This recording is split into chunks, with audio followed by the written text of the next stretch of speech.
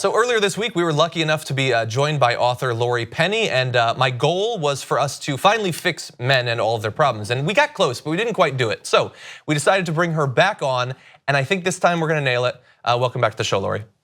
Hey, John, how are you doing? I'm great, and much better now that you're here. So we were talking about Jordan Peterson, and there were a few areas of his work that you've researched and written about that I wanted to get into that we weren't able to with the time that we had.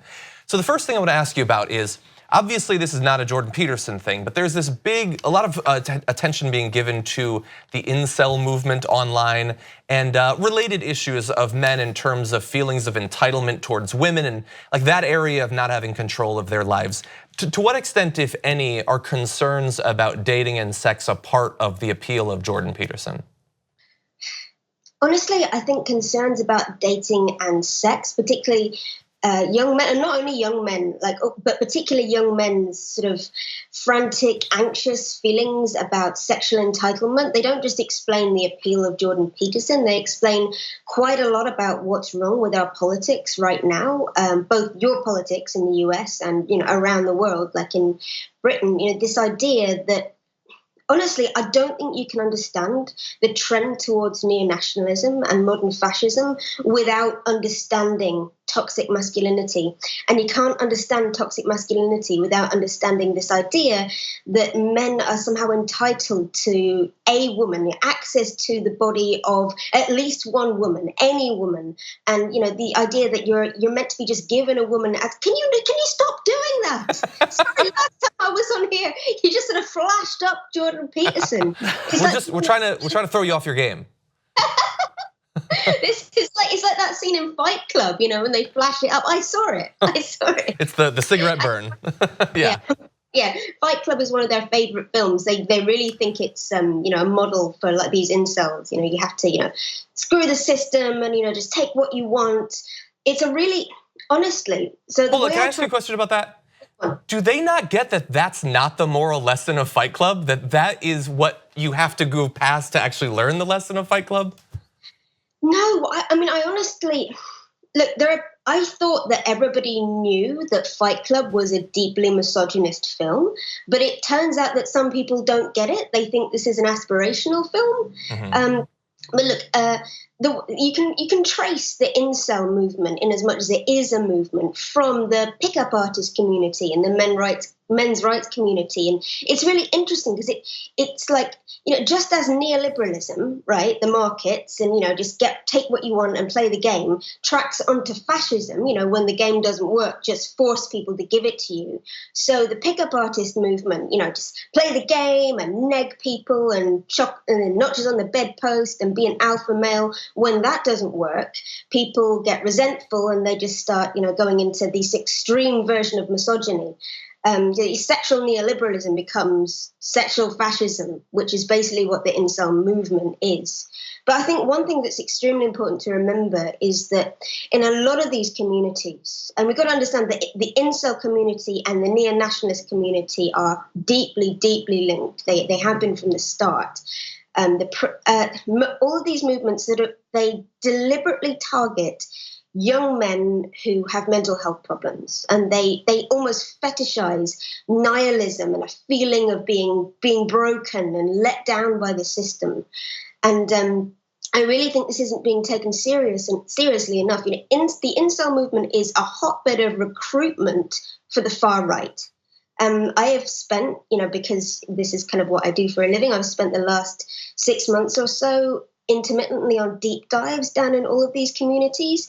And it is really, really scary how you can track that. People aren't really, obviously the incel movement is bad enough in itself, right? But the links between that and all kinds of violent extremism, they're not paid attention to for the obvious reason that we don't think about how young white men are recruited into extremism, because we don't read that as terrorism. We just read that as, these individual crazy lone wolves. Yeah, even though there seems to be a lot of similarities, obviously in different languages, perhaps on different forums, but there seem to be similarities in terms of how these people are recruited into their ideologies.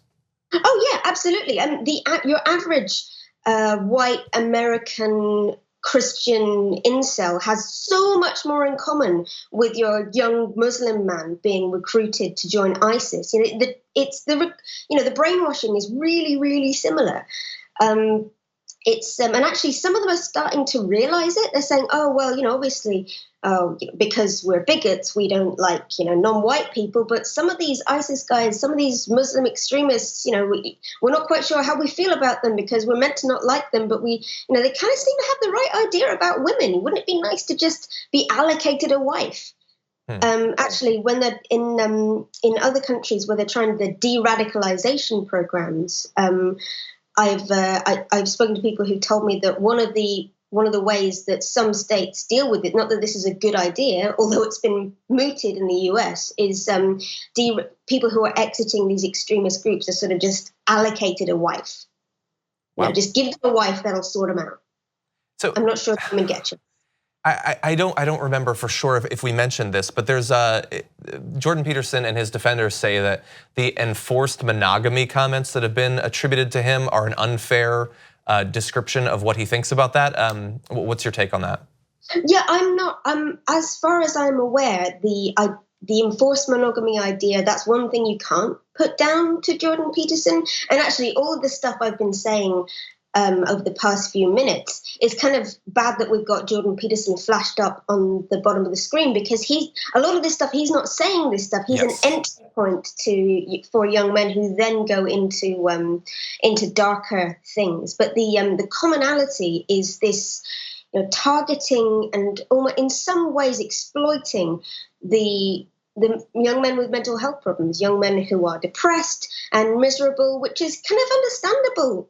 Most people I know are depressed and anxious. Mm-hmm. I'm depressed and anxious. Are you depressed and anxious? I mean, I feel like people who aren't depressed and anxious aren't paying attention in the world right now.